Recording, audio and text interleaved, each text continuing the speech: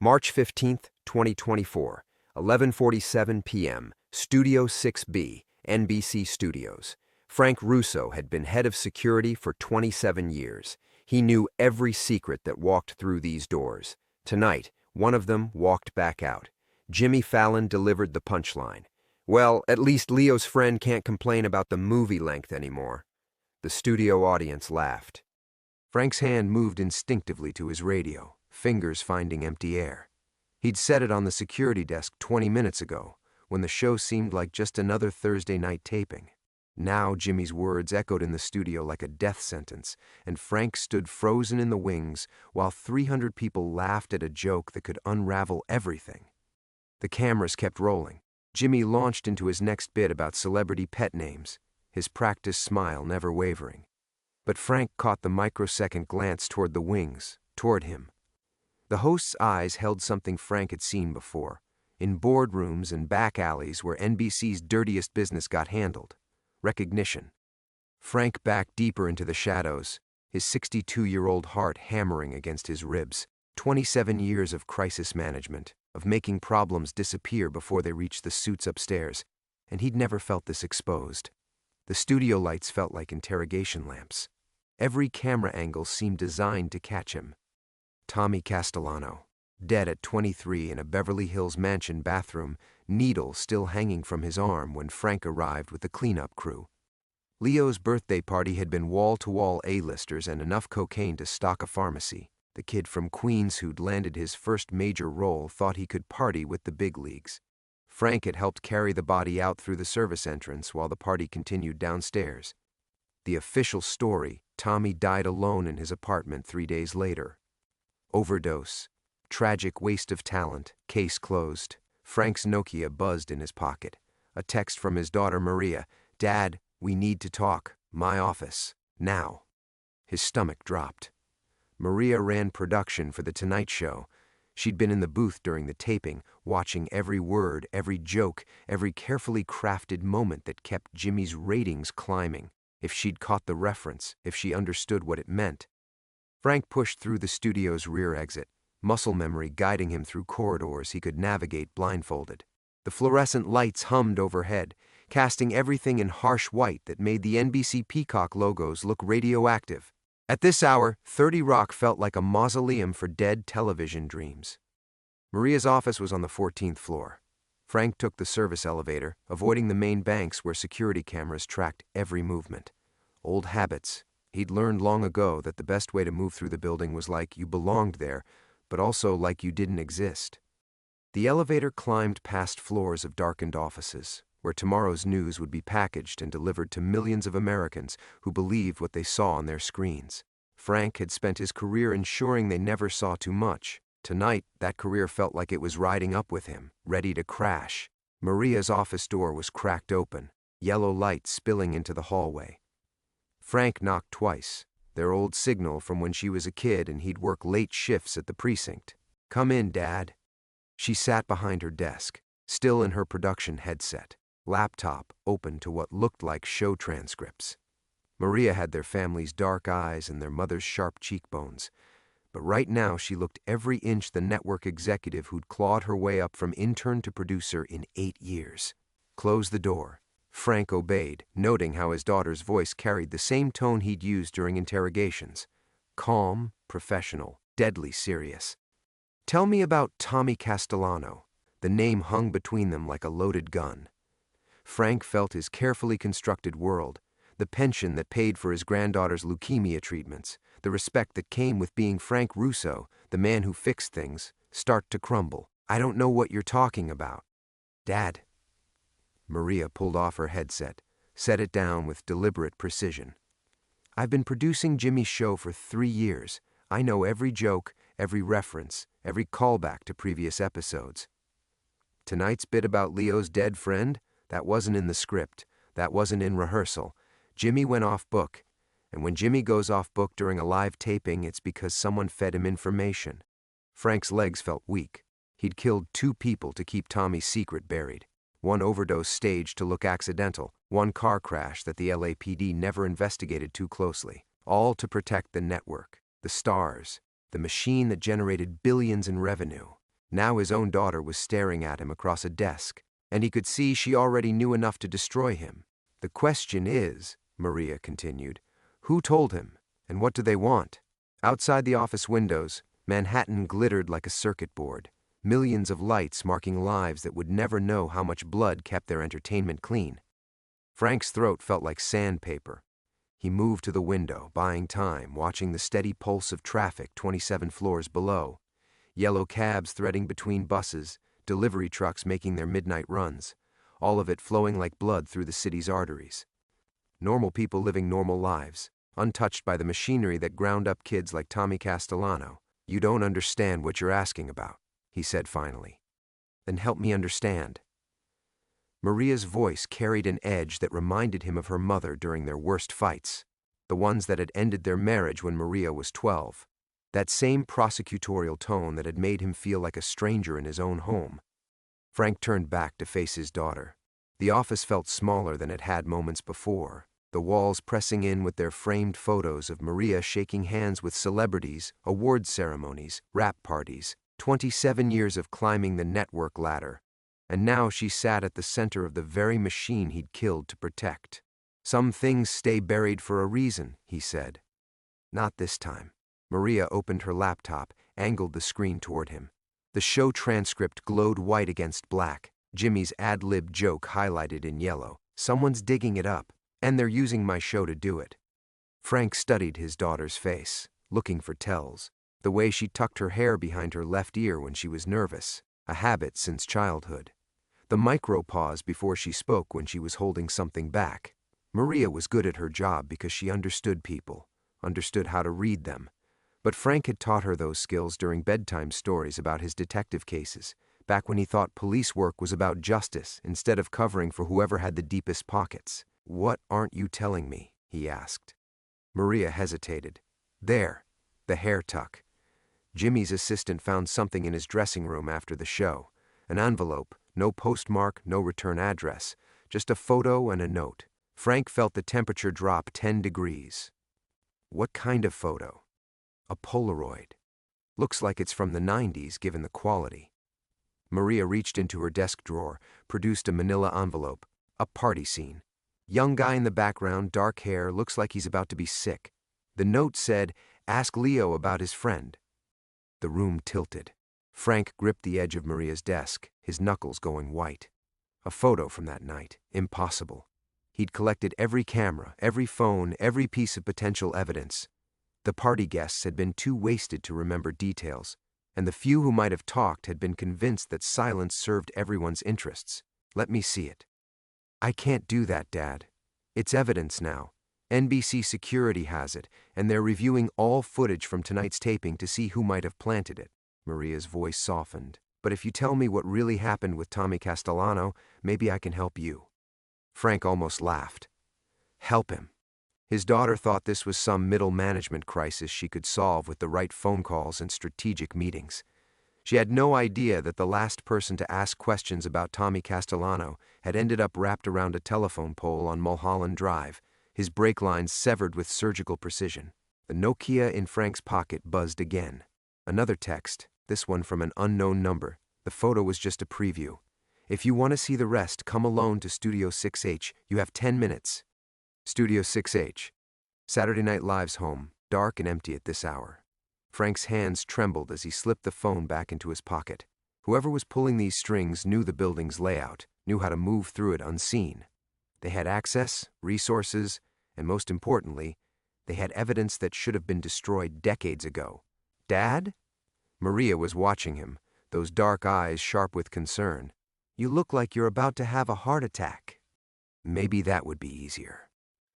Frank thought about his granddaughter Emma, 8 years old and fighting leukemia with the kind of courage that broke his heart daily. Her treatment cost $40,000 a month, money his NBC pension and health insurance barely covered. If this scandal broke, if his involvement came to light, Emma would lose more than just her grandfather. "I have to go," Frank said, moving toward the door. "Don't." Maria stood, her chair rolling back to hit the window. "Whatever this is, we can handle it together. I know people. I have connections."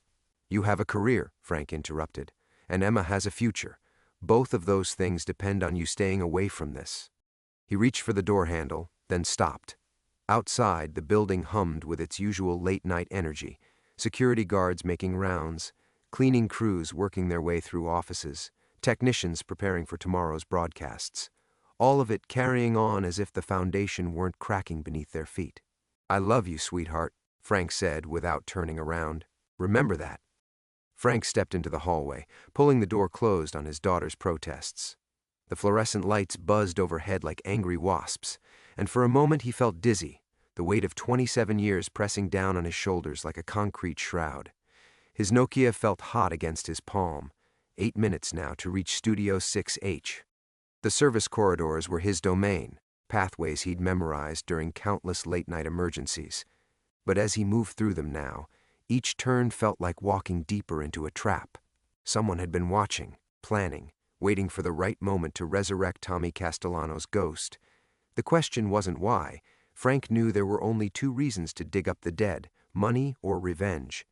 The elevator to the 8th floor seemed to take forever. Frank's reflection stared back at him from the polished steel doors, gray stubble, hollow eyes, the face of a man who'd traded his soul in increments until nothing was left but muscle memory and the desperate need to protect what remained of his family. Emma's smile flashed through his mind, gap-toothed and bright despite the 4 lines and hospital gowns. If this person wanted money, Frank would find it. If they wanted blood, they could have his, but not his granddaughter's future. Studio 6H's entrance was shrouded in darkness, the legendary stage where comedy careers were born and destroyed now silent as a tomb. Frank's keycard still worked, one advantage of being the man who knew where all the bodies were buried. The red light blinked green and the heavy door swung open with a whisper. Inside, work lights cast long shadows across the empty audience seating. The iconic brick backdrop loomed like a wall of secrets, each one carefully curated for maximum impact. Frank had stood in this space before, usually cleaning up after cast parties that got too wild, making sure certain photos never reached the tabloids. The irony wasn't lost on him. SNL had built its reputation on exposing the truth through satire, while he'd spent his career ensuring the truth stayed buried. "You're 2 minutes late, Frank." The voice came from the host's desk area, calm and familiar. Frank squinted into the shadows, his hand instinctively moving to where his service weapon used to rest. 20 years of civilian life, and he still reached for a gun that wasn't there. A figure stepped into the light, and Frank's world tilted off its axis. "Hello, Dad." Vincent Castellano looked exactly like his younger brother had at 30. The same dark eyes, the same sharp cheekbones that had made Tommy a natural for the camera. But where Tommy had carried himself with the eager energy of a kid from Queens trying to make it big, Vincent radiated the cold patience of someone who'd spent decades planning this moment. Frank's knees nearly buckled. "You're supposed to be dead." Overdose in Reno, 2003. Very tragic. Vincent's smile was razor thin. Amazing how easy it is to disappear when you have the right connections, when you know how the system works from the inside. The pieces clicked into place with sickening clarity. Vincent Castellano, Tommy's older brother who'd worked as a production assistant on various NBC shows in the late 90s. Frank remembered him vaguely, quiet kid who kept to himself, always watching, always listening. He'd vanished after Tommy's death, and Frank had assumed grief had driven him away from Hollywood. "You've been here the whole time," Frank said, "in the building." 27 years of watching, Frank. 27 years of working my way up through the ranks while you thought you were safe.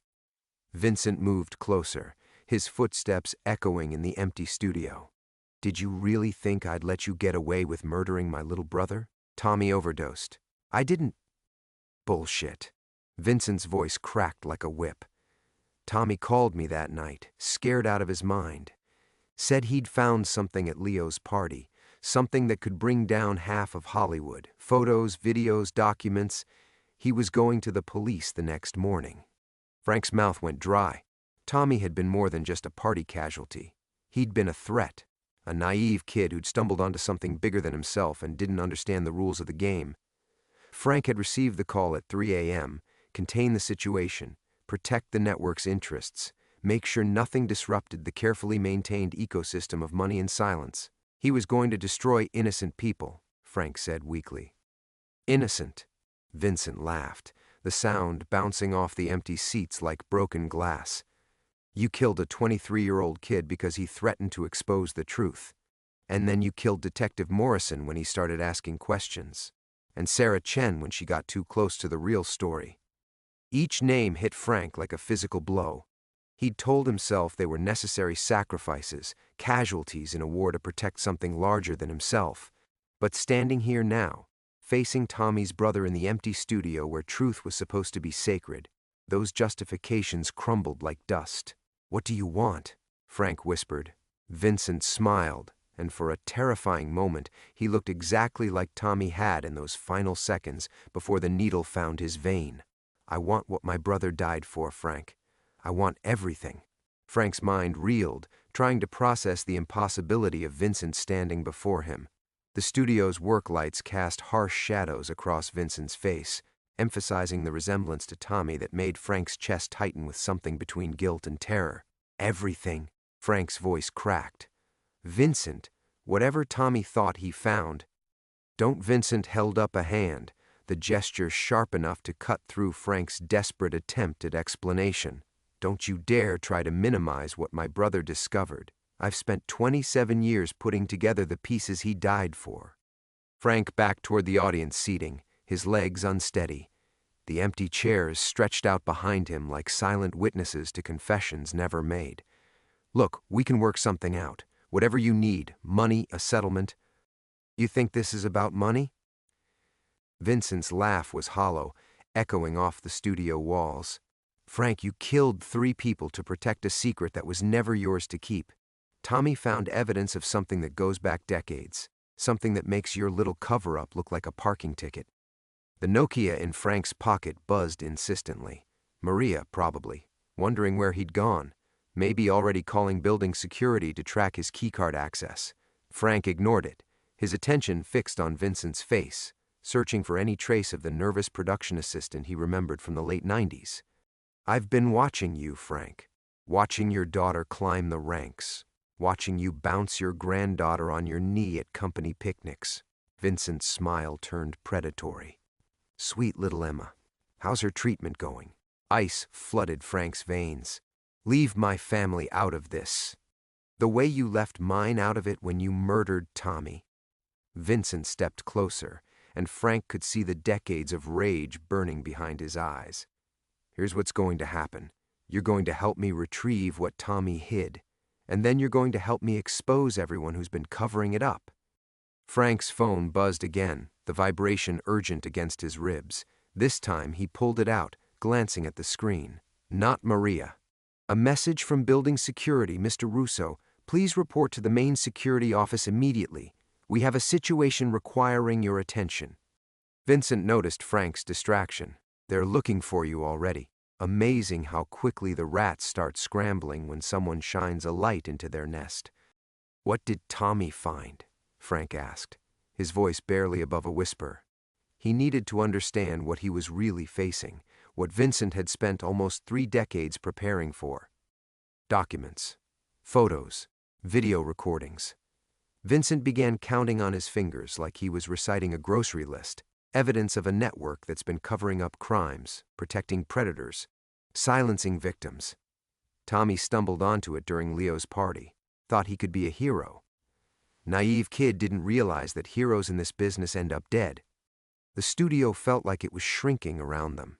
Frank thought about all the late-night calls over the years, the problems that needed fixing, the people who needed convincing to stay quiet. He told himself it was crisis management, protecting the network's reputation, but standing here now, listening to Vincent's cold recitation, Frank began to understand the true scope of what he'd been part of. "Where is it?" Frank asked.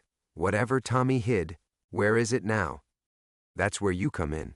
Vincent reached into his jacket, and Frank tensed, but he only pulled out a folded piece of paper. Tommy was smarter than anyone gave him credit for. He knew he was in danger, so he hid everything in the one place he thought would be safe, the one place no one would think to look. Frank took the paper with trembling fingers. It was a building schematic, but not of 30 Rock. The layout looked older, more institutional. His eyes found the header: Bellevue Hospital Center, psychiatric ward, basement-level storage. Tommy volunteered there during his off time, Vincent explained. Community service, visiting kids in the children's ward. He had access to areas most people never see, areas where things could stay hidden for decades. Frank's Nokia erupted in a series of rapid buzzes, multiple messages, multiple calls. The machinery of NBC's crisis management was grinding into motion, and they were looking for him to work his usual magic. But there would be no magic tonight. No careful manipulation of facts to make uncomfortable truths disappear. "You have 2 hours," Vincent said, moving toward the studio exit. "Meet me at Bellevue.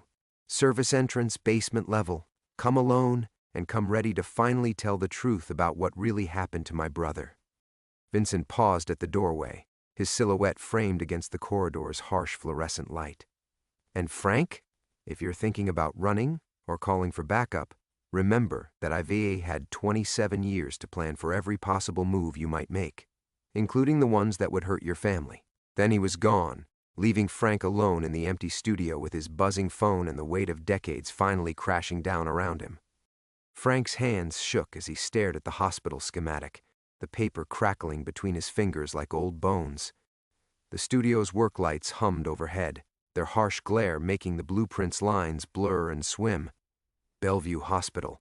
Of course Tommy would choose a place associated with madness. The kid had always been too clever for his own good.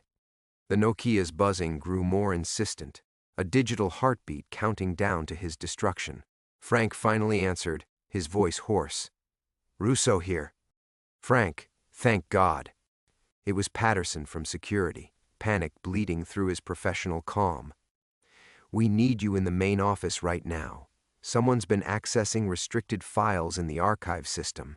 Personnel records, incident reports going back 30 years. Frank closed his eyes. Vincent wasn't just threatening.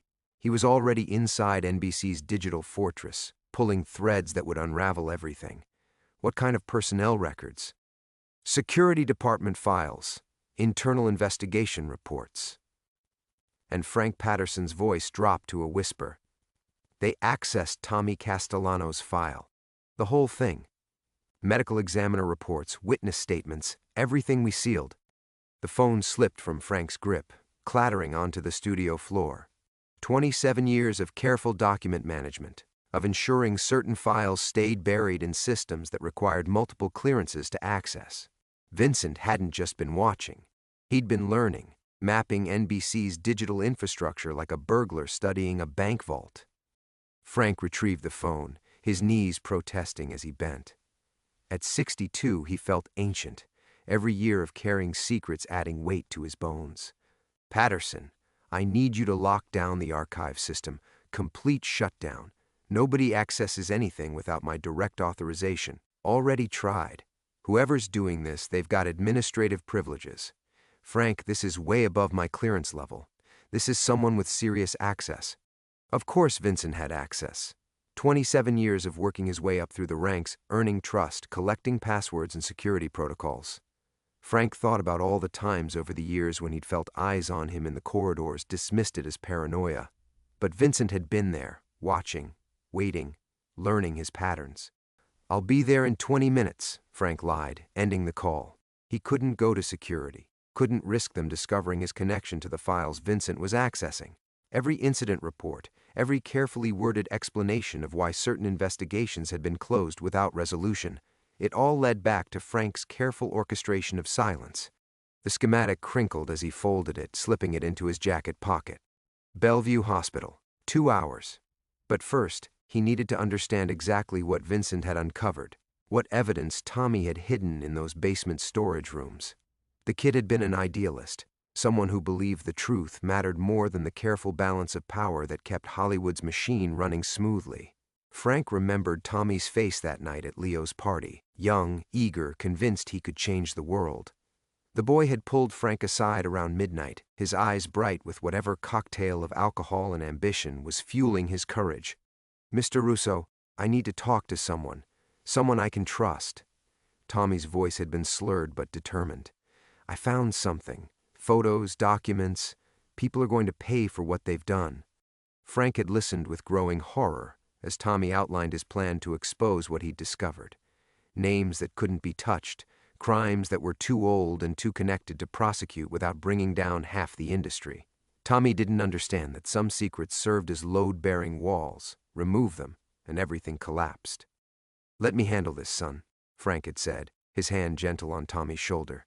"These are dangerous people you're talking about. Let me make some calls, see what we can do through proper channels." But there were no proper channels for the kind of evidence Tommy had stumbled onto. Only the brutal mathematics of damage control, the cold calculus that weighed one young man's life against the survival of an entire system. Frank's chest tightened as he remembered the weight of the needle in his hand, Tommy's trusting eyes as Frank promised to keep him safe. The overdose had been quick, merciful even. Tommy had simply gone to sleep believing someone was finally going to listen, never knowing that his evidence would disappear along with him. Except it hadn't disappeared. Somehow, impossibly, Tommy had managed to hide everything before that final party. And now Vincent was demanding Frank help retrieve it, threatening to destroy everything Frank had sacrificed to protect. The studio felt like a mausoleum now, filled with the ghosts of all the jokes never told, all the truths that had been carefully edited out of the narrative. Frank thought about Emma, probably asleep in her hospital bed, her small body fighting battles that required courage Frank had never possessed. Her treatment, Maria's career, the pension that kept them all afloat, all of it balanced on the foundation of secrets Frank had killed to preserve. His Nokia buzzed one final time. A text from an unknown number. "The clock is ticking, Frank. Bellevue basement. Come ready to dig up what you buried." Frank pocketed the phone and walked toward the studio exit, each step feeling like a march toward his own execution. Behind him, the empty chairs sat in silent judgment, waiting for a show that would never come. Frank pushed through the studio exit, his footsteps echoing in the empty corridor. The familiar hum of 30 Rock's ventilation system felt different now, not the comforting white noise of institutional power, but the mechanical breathing of a dying beast. Vincent's revelation had shattered everything Frank thought he understood about the last 27 years. Tommy's brother. Alive. Here. The elevator ride to the parking garage felt eternal. Frank's reflection stared back from the polished steel doors, a 62-year-old man whose carefully constructed world was crumbling around him. But something nagged at the edges of his mind, a detail that didn't fit Vincent's narrative. Frank pulled out his Nokia, scrolling through old contacts until he found what he was looking for. A number he'd called exactly once, in 2003, when word had reached him about Vincent Castellano's overdose in Reno. Frank had needed confirmation that Tommy's only remaining family was gone, that no one else would come looking for answers. The contact was labeled Detective Rodriguez, LVPD. Frank remembered the conversation clearly. Rodriguez had been thorough, professional, confirming that Vincent Castellano had been found dead in a hotel room, needle still in his arm. The body had been identified by dental records, the case closed as another Hollywood casualty who'd fled to Nevada to escape his demons. Frank dialed the number as he reached his car. After 4 rings, a tired voice answered. "Rodriguez. This is Frank Russo, NBC Security. We spoke in 2003 about Vincent Castellano." A pause.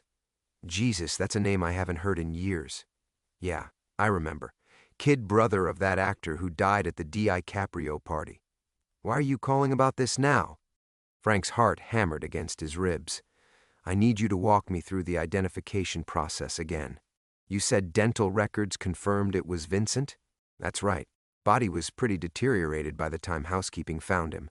Looked like he'd been dead about a week. But the dental records were a perfect match. Why? What's this about?" The parking garage suddenly felt like a tomb. Frank leaned against his car, trying to process what he was hearing. "The dental records. Where did you get the comparison files?" "Standard procedure. We pulled them from his dentist in L.A. Let me think. Dr. Marcus Webb, Beverly Hills practice. Records showed extensive work. Crowns, root canals, couple of implants. Made for easy identification." Frank's blood turned to ice water. Dr. Marcus Webb. He knew that name, had seen it on countless insurance forms and medical bills over the years. Dr. Webb was NBC's contracted dentist. the man who'd handled dental care for all network employees since the early 90s. "Detective Rodriguez, I need you to check something for me. Vincent Castellano's employment records with NBC. When did his dental coverage start?" Papers rustled on the other end of the line. "Hold on, I've still got the file somewhere. Here it is. Castellano Vincent. NBC employee from 1994 to 1997. Dental coverage began September 1994. And the dental work Dr. Webb performed?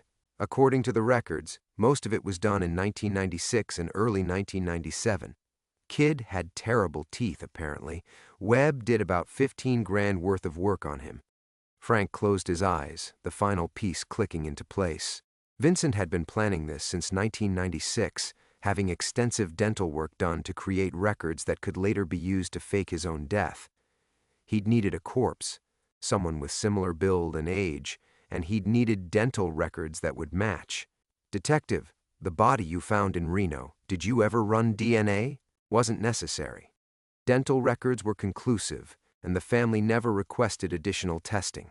Case closed clean, because there was no family left to request it. Tommy was dead. Parents had passed years earlier. Vincent had engineered his own disappearance with surgical precision, creating a ghost that could haunt Frank for decades. Frank thanked Rodriguez and hung up, his hands trembling as he started the car. The man he'd just faced in the studio wasn't driven by grief or justice. He was a predator who'd spent 27 years becoming the perfect instrument of revenge. Every conversation they'd had over the years, every nod in the hallway, every casual interaction had been Vincent studying his prey. But there was something else, something that made Frank's chest tighten with a different kind of fear. If Vincent had been planning this since 1996, that meant he'd started plotting before Tommy's death. Before Frank had even made the decision to silence Tommy permanently, Frank's phone buzzed with a new message. "Having second thoughts, Frank? Don't. You killed 3 people for secrets that were never yours to protect. Time to pay the bill. 3 people. Frank had been responsible for Tommy's death, yes, and Detective Morrison when he'd gotten too close to the truth. But who was the third?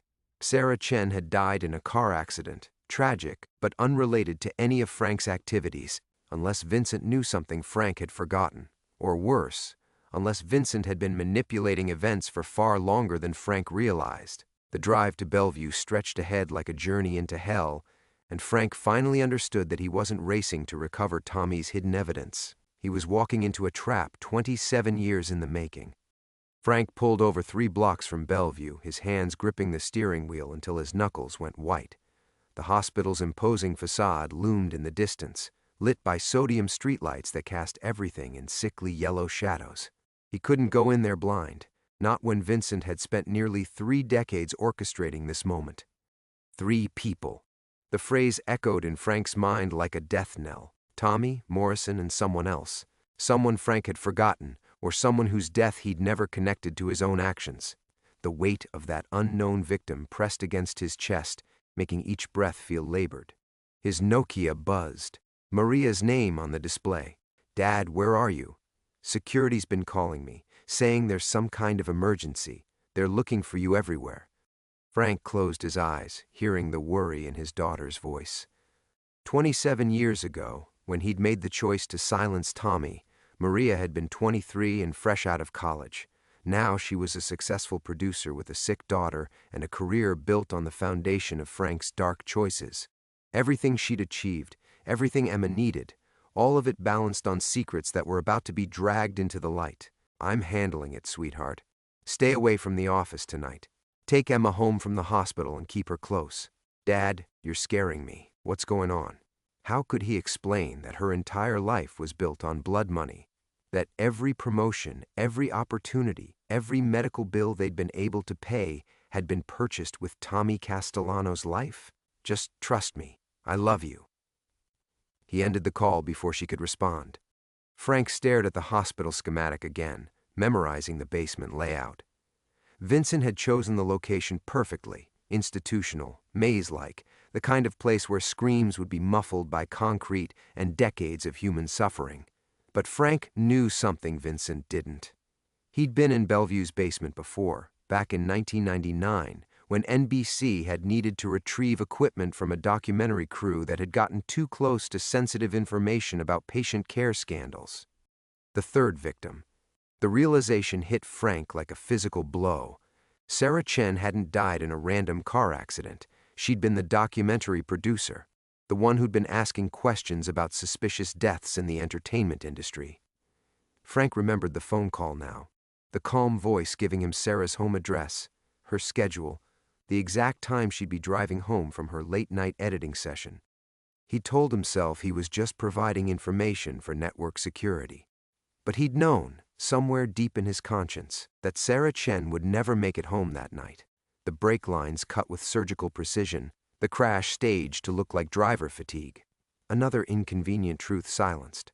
Another family destroyed for the greater good of maintaining NBC's carefully curated reputation. Frank's phone rang again. Unknown number. Having second thoughts, Frank? Vincent's voice was calm, almost gentle. Good. You should. 27 years of carrying other people's sins has got to weigh on a man. What do you want, Vincent? Really want? Because if this was just about justice for Tommy, you'd have gone to the police years ago. A laugh, cold and brittle. Justice? Frank, there is no justice for people like us. We're the footnotes in other people's stories, the collateral damage in their rise to power. No, this isn't about justice. It's about balance. You took my brother from me, built your life on his grave. Now I'm going to take everything from you. Emma's innocent. Maria doesn't know anything about what happened. Tommy was innocent too. That didn't stop you from putting a needle in his arm. Vincent's voice hardened. But I'm not you, Frank. I'm not going to hurt a child or destroy someone who's done nothing wrong. This is between us, you, me, and the evidence Tommy hid before you murdered him. Frank could hear traffic in the background, the sound of Vincent already in position. What happens after? Say we find whatever Tommy hid, then what? Then the world learns the truth about who you really are, about the network of enablers and fixers who've been protecting predators for decades, about how many people have died to keep certain secrets buried. And my family? Your family will know they're free. Free from being complicit in your crimes, free from living off blood money. Vincent paused. Emma's treatment fund will be empty, of course. Your pension will disappear. Maria's career will be over. But they'll be free, Frank. Isn't that worth something? The line went dead. Frank sat in the darkness, surrounded by the ambient noise of a city that never slept, processing the impossible choice Vincent was offering. Destroy everything he'd built to protect his family, or watch Vincent destroy it anyway, while exposing the truth about Tommy's murder. But Frank had spent 27 years learning how to make impossible choices. He started the car and pulled back into traffic, driving toward Bellevue with the grim determination of a man who'd already decided which of his sins he was willing to die for. The basement levels of the hospital awaited, holding secrets that would either damn him or finally set him free. The basement of Bellevue Hospital stretched before Frank like the bowels of some ancient cathedral, all concrete and shadows and the weight of decades pressing down from above. Emergency lighting cast skeletal fingers along the corridors, and somewhere in the distance, the building's mechanical systems hummed their eternal dirge. Frank found Vincent waiting in storage room C-7, exactly where the schematic had indicated. Tommy's brother stood beside a row of industrial shelving units, his face illuminated by the harsh glow of a battery-powered lantern. In his hands, he held a metal lockbox that looked like it had been waiting in this forgotten corner of the world for 27 years. "You came," Vincent said, his voice carrying none of the cold satisfaction Frank had expected. Instead, there was something broken in it, something that spoke of a man who'd spent decades preparing for a moment that could never truly heal him. "Did I have a choice?" Vincent set the lockbox on a dusty metal table. "Tommy hid this 3 days before your party. Called me from a payphone, told me if anything happened to him I should look here." His fingers traced the lock's mechanism. He was scared, Frank. My little brother was terrified, and he reached out to the one person he thought he could trust. Frank stepped closer, the weight of his service weapon heavy against his hip. He could end this now, one shot, claim Vincent had attacked him, let the lockbox disappear forever. But something in Vincent's posture stopped him. The man looked exhausted, hollowed out by the burden of carrying his brother's ghost for nearly 3 decades. What's in it? Everything. Vincent opened the lockbox with a key he'd worn around his neck. Inside, Frank could see photographs, documents, what looked like a small tape recorder. Names, dates, locations, a network of abuse and cover-ups that goes back to the 80s. Studio executives, agents, producers, all the people who thought their power made them untouchable. Frank's mouth went dry. Tommy was just a kid. How did he get access to all this? Vincent's laugh was bitter. You killed him because you thought he was some naive idealist who'd stumbled onto something he didn't understand.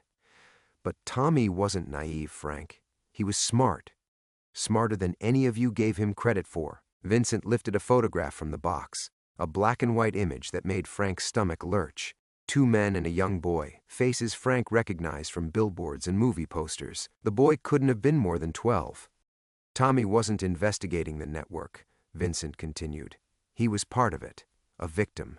These photos, these documents, they're not evidence he found. They're evidence of what was done to him. Vincent's voice cracked.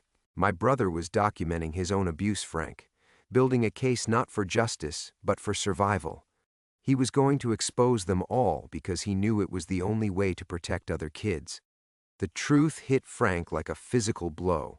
All these years he'd told himself he'd killed Tommy to protect the industry, to maintain the delicate balance that kept Hollywood's machine running. But Tommy hadn't been threatening that machine. He'd been one of its victims, fighting back the only way he knew how. The party, Frank whispered. Leo's party. Tommy wasn't there to celebrate. He was there to confront them. 3 of the men in these photos were going to be there that night. Tommy was going to give them a choice, stop or be exposed. Vincent's eyes glistened in the lantern light. Instead, you gave him a needle full of heroin and told the world he was just another casualty of fame. Frank felt his legs give way, his back hitting the concrete wall behind him. 27 years of justifying murder, 27 years of telling himself he'd made an impossible choice for the greater good. But there had been no greater good. Only a system that devoured children and counted men like Frank among its most faithful servants. Why didn't you expose this years ago? Frank's voice was barely a whisper. Because I needed you to understand what you'd really done. I needed you to see Tommy not as a threat to be eliminated, but as a victim you helped destroy. Vincent closed the lockbox. These photos, these documents, they're going public tomorrow morning.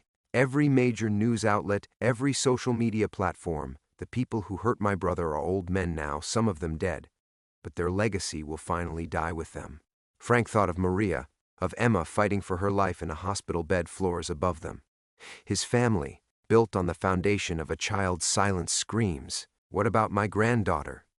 Vincent's expression softened, just slightly. Emma will get her treatment.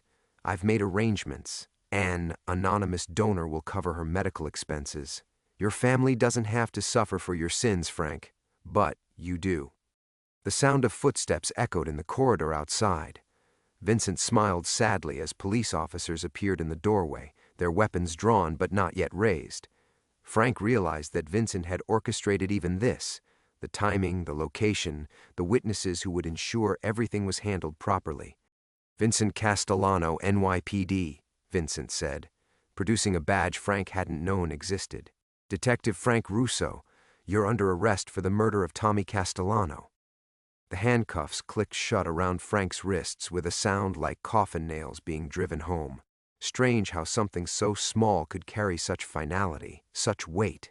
He'd heard that sound 1,000 times in movies, on television sets in the security office, but feeling the cold metal against his skin was entirely different. This was real. This was the end. You have the right to remain silent, one of the officers began, but Frank barely heard the words. His eyes stayed locked on Vincent. Detective Vincent Castellano, he corrected himself, as the man who'd haunted his dreams for 27 years carefully secured the lockbox containing his brother's evidence. How long? Frank asked quietly as they led him toward the corridor. How long have you been a cop? Vincent looked up from the evidence. his face drawn with exhaustion that seemed to come from somewhere deeper than bone. Since 1998. Figured if I was going to hunt monsters, I should learn how the system really works. 26 years. Vincent had spent 26 years learning to be the perfect instrument of justice, building a career in law enforcement while never losing sight of his true purpose. Frank almost admired the dedication, the single-minded focus it must have taken to maintain that kind of long-term vengeance.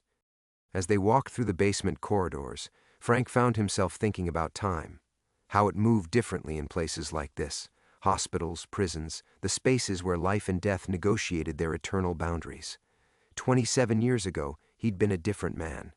Younger, hungrier, convinced that keeping secrets was the same thing as protecting people.